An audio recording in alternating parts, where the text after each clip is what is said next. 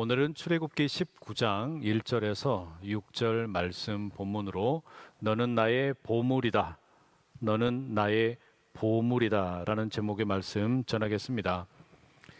장로교의 뿌리라고 할 수 있는 종교개혁가 장깔뱅의 기독교 강요라는 책이 있습니다. 이 책의 시작은 이렇게 이루어지는데요. 우리가 소유한 거의 모든 지혜, 즉 참되고 완전한 지혜는 두 부분으로 구성되어 있다. 하나님을 아는 지식과 우리 자신을 아는 지식이다. 이 깔뱅은 하나님을 아는 지식과 우리 자신을 아는 지식, 이 둘이 아주 긴밀하게 연결되어 있다라고 말하면서 순서가 중요하다 말합니다. 하나님을 아는 지식이 우리 자신을 아는 지식보다 우선되어야 한다라는 거예요. 하나님이 어떤 분인지, 그분의 영광과 거룩하심이 어떠한지 알 때에만 우리는 하나님과의 관계 가운데 예수 그리스도와의 관계 속에서 참으로 내가 누구인지를 깨닫게 되고 이해하게 된다는 겁니다. 홍해를 건넌 이후에 이스라엘이 어떤 지점들을 지나왔는지 먼저 한번 좀 살펴보겠습니다. 오늘 본문 1절과 2절의 말씀 함께 읽겠습니다. 시작. 이스라엘 자손이 애굽 땅을 떠난 지 3개월이 되던 날 그들이 시내 광야에 이르니라. 그들이 르비딤을 떠나 시내 광야에 이르러 그 광야에 장막을 치되 이스라엘이 거기 산 앞에 장막을 치니라. 이 말씀에 의하면 이스라엘은 이집트를 떠난 지 3개월 정도의 시간을 보냈고요. 이제 시내산 앞에 장막을 치게 되었습니다. 제가 지도를 하나 준비했는데 지도에 보시면 제일 밑에 시내산이라고 하는 지명이 보이십니까? 예, 저 위에 있는 람셋에서 시작을 해가지고 제일 밑에 있는 시내산까지 이르게 되었어요. 여기까지 오는데 3개월이 걸린 겁니다. 자, 그러면 지금까지의 여정, 그 지명들을 중심으로 좀 요약을 해보면 이렇습니다. 홍해를 건너면서 이스라엘은 구원을 경험을 했고, 쓴 물이 있던 마라에서는 신비한 나무를 통해 단물을 마셨고, 야자수와 샘이 있는 엘림에서는 쉼을 누렸습니다. 신광야에서는 만나와 메추라기를 공급하시는 하나님의 은혜를 맛보았고, 마사와 무리바에서는 물이 없어서 하나님을 원망하고 하나님을 고발했는데 모세가 하나님을 내리쳤습니다. 하나님께서 이스라엘을 대신하여 벌을 받으신 거예요. 그리고 르비딤이라고 하는 곳에서는 아말렉 민족과 전쟁을 해서 승리를 했고, 제사를 드리면서 그곳 이름을 여호와 니시라고 불렀습니다. 그리고 이제 르비딤을 떠나서 시내산 앞에 이르게 되었는데 여기까지 오기에 3개월이 걸렸다라는 겁니다. 이와 같은 여정, 홍해를 건너서부터 지금 시내산에 이르기까지의 이 수많은 여정 가운데 하나님은 어떤 분입니까? 하나님은 이스라엘을 사랑하는 분이에요. 그리고 하나님은 이스라엘을 좋아하는 분입니다. 내가 너를 기뻐한다. 나는 너를 선호한다. 내가 너에 대한 특별한 애정이 있다. 내가 너를 책임진다. 바로 그런 하나님의 마음을 우리가 읽을 수 있습니다. 다시 말하면 출애굽기는 하나님이 자기 자신을 드러내고 알리시는 이야기를 계속해서 보여주는데, 모세에게 그리했고 이집트의 파라오에게 그리했고 이스라엘에게도 역시 그리하셨습니다. 10가지 재앙들을 통해, 홍해를 가르는 기적을 통해, 그리고 광야에서 만나를 주시는 은혜를 통해 하나님만이 유일하신 창조주요 구원자라고 하는 것을 이스라엘 가운데 알려주셨어요. 하나님께서는 이스라엘을 사랑하시고 좋아하시기 때문에 그렇게 하신 겁니다. 그런데 하나님께서 이처럼 자기를 개방하셔서 보여주신 이후에, 내가 누구인지를 보여주신 이후에 이제 무엇을 원하는가 하면 이스라엘이 자신이 누구인지를 깨달아 알기를 원하시는 거예요. 이게 중요합니다. 하나님이 어떤 분인지 알았다면, 하나님이 무슨 일을 행하는 분인지를 알았다면, 예수 그리스도를 통해 내게 주어진 은혜가 무엇인지 알았다면, 그 다음에 이제 우리가 물어야 될 질문은 뭐냐? 그러면 나는 누구냐? 나는 하나님과 예수님과의 관계 속에서 누구냐라고 하는 질문입니다. 이게 우리에게 얼마나 중요한지 몰라요. 그래서 이 신의 산 앞에서 하나님이 이제 이스라엘이 누구인지에 대해서 가르침을 주시는 겁니다. 그게 오늘 본문의 이야기인데 3절의 말씀 함께 읽어보시겠습니다. 3절 시작. 모세가 하나님 앞에 올라가니 여호와께서 산에서 그를 불러 말씀하시되 너는 이같이 야곱의 집에 말하고 이스라엘 자손들에게 말하라. 여기 보면 하나님께서 이 홍해를 건너서 빠져나온 히브리 사람들을 가리켜서 두 가지의 표현을 사용합니다. 첫 번째가 야곱의 집이고 두 번째가 이스라엘 자손들이라고 돼 있어요. 야곱의 집이라고 부르시는 거 의미가 있죠. 이스라엘은 더 이상 종살이 하던 집에 소속된 사람들이 아니라 이제는 야곱의 집에 속한 사람들입니다. 종살이를 하면서 살던 노예가 아니라 이제는 아브라함과 이삭과 야곱의 그 계보를 통해 하나님과 언약을 맺었던 그 집안 사람들이라는 이야기예요. 달리 말하면 하나님의 집에 거하는 사람들이에요. 그리고 하나님께서는 이들을 가리켜 이스라엘 자손들, 더 쉽게 말하면 아들들, 이스라엘의 아들들이라고 말씀을 하고 계십니다. 이들은 이제 더 이상 노예가 아니에요. 종이 아니에요. 이스라엘의 자손들, 후손들, 명확한 이름이 있고 족보가 있고 뿌리가 있는 아들들입니다. 더 나아가 하나님의 아들들입니다. 4절에 보면 하나님께서는 어미 독수리가 새끼를 자기 날개에 얹어서 업어 나르는 것처럼 이스라엘을 이집트에서 인도하여 이끄셨다라고 말씀합니다. 하나님께서는 이들을 아버지의 마음으로 신의 산까지 이끌어 오셨어요. 하나님의 집입니다. 출애굽기의 이야기는 계속해서 이스라엘 백성들을 하나님의 집으로 초청하는 이야기, 나와 함께 살자라는 이야기인데, 그래서 이스라엘은 하나님의 아들이 되고 야곱의 집, 나아가 하나님의 집에 속한 사람들이 되는 겁니다. 결국에 하나님은 아버지의 마음으로, 부모의 마음으로 자녀와 같은 이스라엘을 날개에 태워서 구원하시고 인도하셨다는 거예요.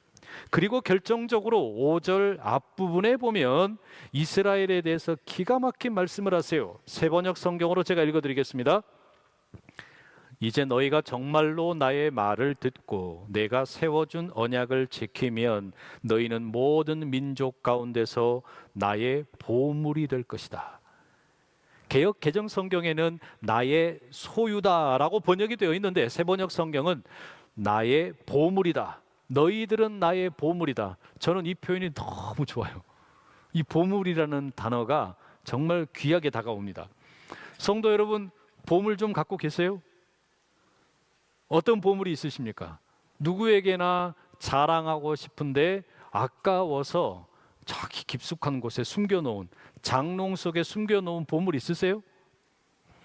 저에게도 귀한 보물이 있습니다. 딸과 아들, 이 두 아이가 최고로 예쁘고 사랑스러운 보물입니다. 물론 아내도 보물입니다.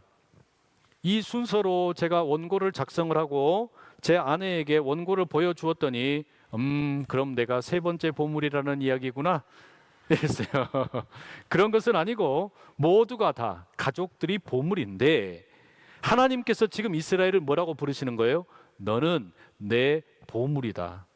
너야말로 내가 너무나 존귀하게 귀하게 여기는 보물이다 말씀을 하시는 거예요. 그런데 여러분, 이스라엘이 정말로 보물일까요? 객관적으로 보면 이스라엘은 보물로 소중하게 여겨질 만한 아무런 자격이 없어요. 노예가 무슨 자격이 있습니까? 재산도 없고 능력도 없고 가치가 없지 않습니까? 그런데도 불구하고 왜 보물이냐? 왜 하나님께서는 이들을 보물이라고 부르시느냐? 아브라함과 이삭과 야곱과 언약을 그렇게 맺으셨어요. 너희들은 나의 백성이 될 것이고 나는 너희들의 하나님이 될 것이다. 그러니 너희들은 나의 보물이다. 뭔가 능력을 보여주었기 때문에, 증명했기 때문에 보물이 아니라 너희들의 존재 자체가 내게는 보물이다. 너희들의 있는 모습 그대로가 내게는 너무 귀하다. 이렇게 말씀을 하시는 거예요. 성도 여러분, 자녀를 키우면 다 그러시잖아요. 설령 장애가 있어도, 문제가 있어도, 조금 지적으로 떨어져도 어떤 사람들이 뭐라 그래도 여러분, 부모의 눈에는 자녀는 무조건 보물인 거예요. 그렇죠? 하나님께서 지금 이스라엘을 보면서 그렇게 말씀하시는 겁니다.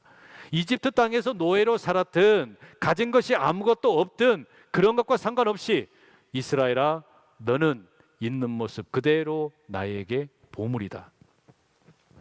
위대한 쇼맨이라는 영화가 있어요. 이 영화는 사회에서 기괴한 존재로 낙인 찍힌 사람들, 키가 아주 작거나 엄청나게 크거나 조금 이상하게 생겼거나 이와 같은 사람들이 주인공인 P.T. 바넘이라고 하는 사람을 만나게 되고 자신들 안에 있는 새로운 가치를 발견하고 자기의 특별함을 대중들 앞에서 가리지 않고 대중들 앞에서 자기 자신을 당당하게 드러내는 과정을 담고 있는 이야기입니다. 마찬가지예요. 출애굽의 이야기는 단순하게 노예 생활을 하던 이스라엘을 구원해내는 자유를 주는 이야기가 아니라 세상의 기준으로 보면 정말 별 볼 일 없는 노예들, 이 히브리의 노예들이 하나님의 식탁으로 초청을 받고 하나님으로부터 포용과 환대를 경험하는 이야기라고 할 수 있습니다. 그래서 하나님은 이들을 그들의 어떤 자격과 상관없이 보물이라고 부르시는 겁니다. 여러분, 우리도 똑같아요. 이스라엘과 조금도 다를 바가 없습니다. 우리는 때때로 우리 자신의 어떤 능력이나 성과나 생김새나 이런 걸 따라서 인생의 가치가 결정된다고 생각하는 그런 경향이 꽤 많아요. 그래서 우리 내면에 여러 가지 많은 가격표가 붙어 있습니다. 이름표가 붙어 있어요. 나는 얼마짜리나 될까? 내 이름표는 뭘까? 세상에서 우리에게 붙여주는 이름표는 별로 좋지 않습니다. 너는 구제불능이다, 실패자다, 낙인을 찍어줍니다. 구제불능이라고, 가치가 없다고, 상처받은 인간이라고, 이와 같은 수많은 이름표들이 우리 내면에 가득한데, 문제는 뭐냐? 하나님께서는요, 여러분의 마음에 붙어있는 그런 거 쳐다도 안 보신단 말이에요. 여러분의 마음에 있는 그 이름표, 하나님은 눈길조차 주지를 않으시는 거예요. 성도 여러분의 행위 때문이 아니라 여러분의 존재 자체를 귀하게 여기시고 선포하시는 겁니다. 너는 나의 보물이다. 너는 나의 보물이다. 세상이 뭐라 그래도, 세상이 너에 대해서 뭐 손가락질을 하든지 뭐라고 규정을 하든지 상관없이 너는 나의 보물이다. 하나님께서 독수리 새끼를 실어 나르는 그 어미 독수리처럼, 그래서 우리를 죄와 사망의 집에서 생명과 성령의 집으로 옮기신 겁니다.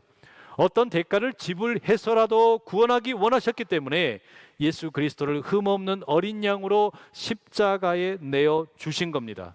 그래서 우리는 하나님의 집으로 인도함을 받고 하나님의 자녀가 되는 권세를 받고, 심지어 하나님께서 말씀하시기를 너는 나의 보물이다 선포하시는 줄로 믿습니다. 여러분, 한번 저를 따라 하시겠습니다. 나는 하나님의 보물입니다. 여러분, 그게 우리의 정체성이에요. 세상을 살아가는데 결코 누구도 빼앗을 수 없는, 우리의 흔들릴 수 없는 진리, 내가 하나님의 보물이라는 겁니다. 그리고 그와 같은 정체성은 우리에게 새로운 책임, 기쁨의 순종의 자리로 우리를 이끌어갑니다. 개역 개정 성경은 본문 5절을 이렇게 옮기고 있어요. 세계가 다 내게 속하였나니 너희가 내 말을 잘 듣고 내 언약을 지키면 너희는 모든 민족 중에서 내 소유가 되겠고. 이 구절을 그냥 읽으면 이게 뭔가 조건절처럼 읽히죠. 그런데 영어 성경 ESV나 NKJV 영어 성경은 이 앞부분, 5절 앞부분을 이렇게 시작을 해요. Now therefore if you will indeed obey my voice and keep my covenant, 이렇게 돼 있어요. 우리말로 옮기면 이제 그러므로 만일 너희가 참으로 내게 순종하고 나의 언약을 지키면, 여기에는 얼핏 보면 만일이라고 하는 조건절이 강조되고 있는 것 같지만 그것보다 더 앞에 나오는 건 뭐냐면요, 그러므로라고 하는 접속사예요. 그러므로라고 하는 이 접속사가 만일이라고 하는 조건절을 이끌어가는 것보다 더 중요합니다. 그리스도인의 삶에는 항상 그러므로가 있어요. 우리는 먼저 은혜로 구원을 받아서 하나님의 보물이라는 새로운 정체성을 얻게 되었습니다. 그러므로 이제 거기에 합당한 삶을 살라라는 명령이 나옵니다. 율법이 따라 나오는 거예요.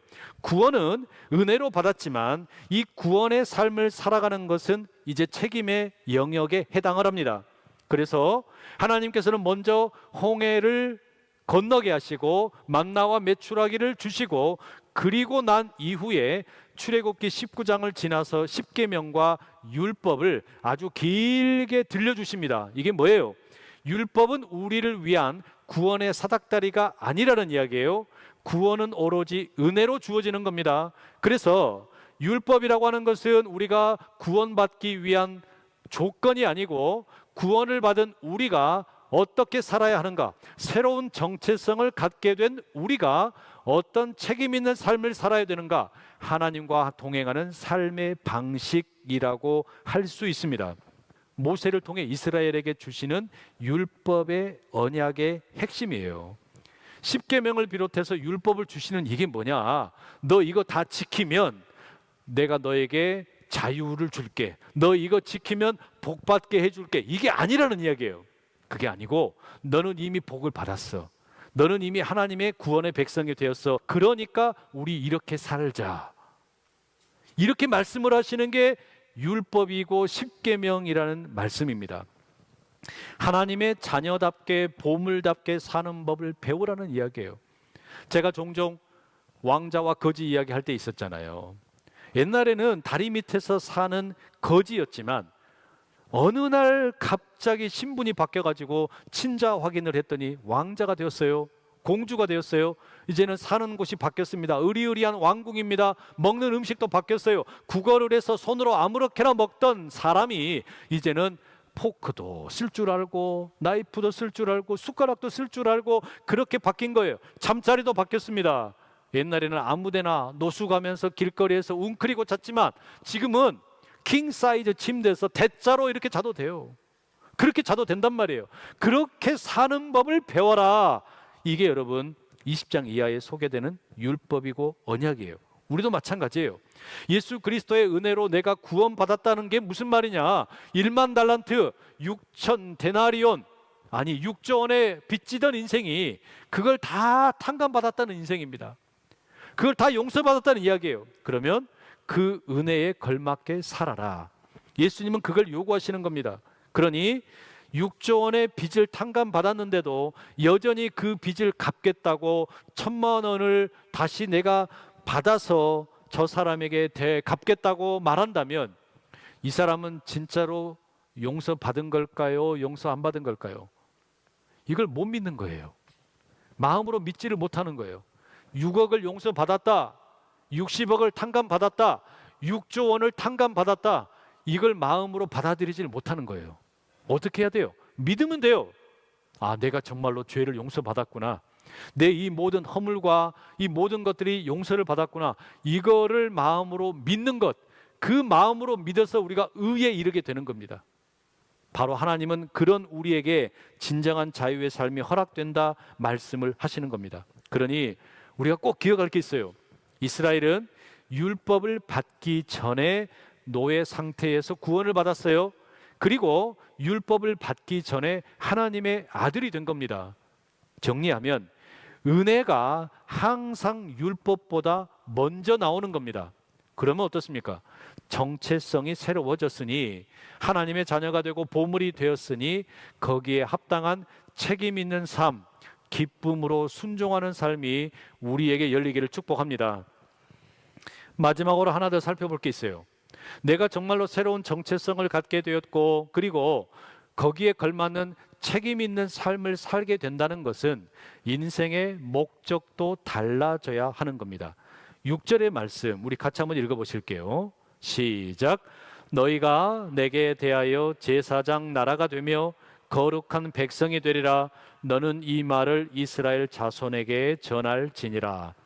여러분, 정체성이 달라지고 새로운 책임감을 갖게 되면 목적이 달라져요. 인생을 살아가는 목적이 달라져요. 여러분, 우리가 살아갈 때 인생의 대부분의 목적은 뭘까요? 그냥 쉽게 이야기하면 자기 자랑입니다. 내 자랑을 하고 싶은 거예요. 난 왜 사냐? 내가 이만큼 잘났다. 이거 자랑하는 게 대부분의 사람들의 인생의 목적입니다. 그런데 내가 하나님의 자녀가 되고 하나님의 보배가 되고 육조를 탕감받았다. 그러면 여러분, 인생의 목적이 달라져야 돼요. 내 노력으로 종에서 해방된 게 아니고 육조원을 탕감받은 게 아니기 때문에 그렇습니다. 그래서 인생을 이제 어떻게 사는 거냐? 인생의 목적이 뭐가 되는 거냐? 내 힘으로 빚을 탕감받았다고 자기 노력을 자랑하는 게 아니라 오히려 뭘 해야 됩니까? 임금님이 은혜를 베푸셔서 내가 용서를 받았다고, 임금님이 은혜를 베푸셔서 내가 자유를 얻게 되었다고, 이걸 자랑하는 게 이제 인생의 목적이 되는 겁니다. 그게 달라진 목적이에요. 그래서 본문 6절에 보면 그런 삶을 제사장 나라 거룩한 백성이라고 표현을 해요.